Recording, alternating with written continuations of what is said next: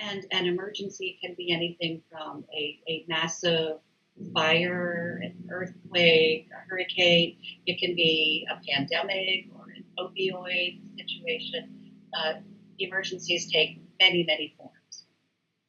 But this time of year, it's always prudent to be ready for a hurricane because this is probably going to be a particularly active year. They're predicting more hurricanes than ever. And if you look historically, we have never been down to the letter M at this point in our season. So we've had a lot of hurricanes already.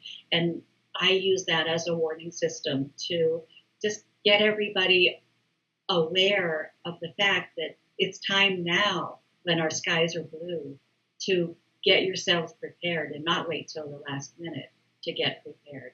And I encourage every household and every business to do their part in getting prepared.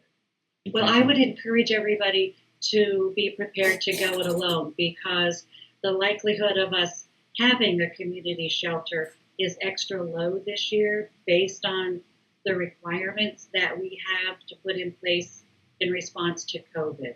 It would be a long shot for us to be opening up a shelter, which means it's really critical and more important than ever for people to be prepared to go it alone or evacuate the area before it is a hurricane that's right on their doorstep. It's not always the hurricane that is the problem.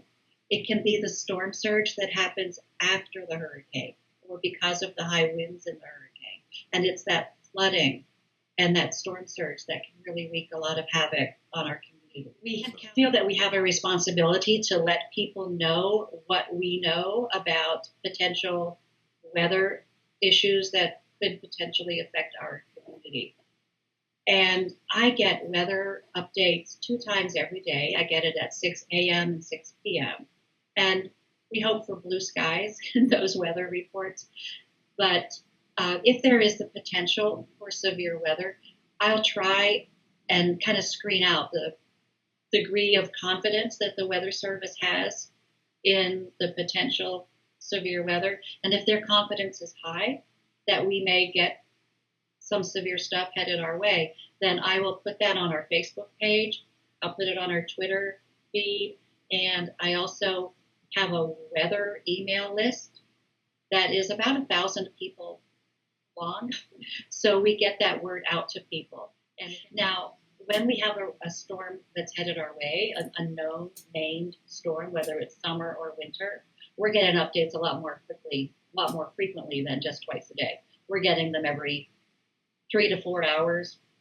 And we often have statewide calls where the National Weather Service is on the phone with us, and we're really talking through the situation, and we have opportunities to ask questions and have interaction. And we also can just pick up the phone and call the Weather Service if we ever have a real pressing need here locally. So when I send you out one email or put one Facebook posting on, it may be that I've had 6 or 7 conversations with the Weather Service before that gets to you. So I'm trying not to send you a deluge of information. I'm trying to just give you the highlights and not bug you too much with my ravings. But there's also a CodeRed system that can get you information when I'm not here, when I'm asleep, or when I'm out of the area on vacation or something. The CodeRed system can alert you to imminent events that are happening right where you're located. It goes by the GPS on your phone. All landlines in Kent County are automatically included in CodeRed. But if you have a cell phone, you need to self-register. And you can do that by going to our website, Kent County Government Office of Emergency Services, and we've got a link there. So you can sign up your cell phone and any of the cell phones in your household to get weather or other emergency alerts. They'll send them right to you, because if it's 2 a.m., I might be asleep. And by the time they rouse me from my sleep and I wander to the computer and get the word out, a tornado could be imminent. So getting those CodeReds to come to you automatically is really important.